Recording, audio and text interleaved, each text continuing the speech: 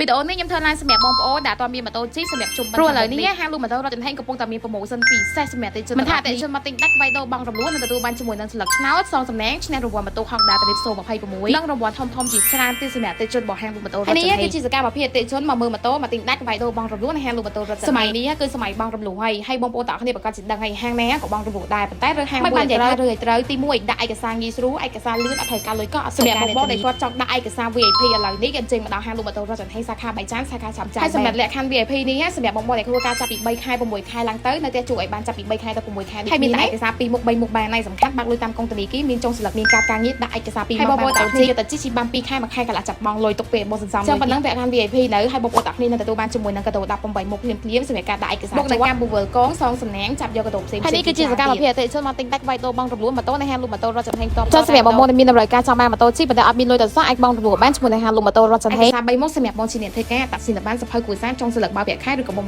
បាក់លុយតាមកុងបើសិនជាបងជាអ្នករត់ស៊ីវិញឯកសារតែ2មុខទេតាក់ស៊ីនបានជាមួយនឹងសភៅគួរសារជាការបងប្អូនអាចមើលជាមួយនឹងសកម្មភាពអតិថិជនមកសាកសួរព័ត៌មានឬក៏ដាក់ពាក្យបែននៅហាងលក់ម៉ូតូរថយន្តហេងសម្រាប់ព័ត៌មានកាន់តែច្បាស់បងអាចធ្វើការឆាតចូល page ឬក៏មកដល់ទីតាំងហាងលក់ម៉ូតូរថយន្តហេងបានទីតាំងហាងលក់ម៉ូតូរថយន្តហេងមាន3សាខាមាន3ទីតាំងសាខាទី1នៅចំចៅនៅផ្លូវជាតិលេខ4សាខាទី2នៅផ្លូវជាតិលេខ4នៅនឹងបៃចាងសាខាទី3នៅគិរីរម្យភ្នំពេញអរគុណបង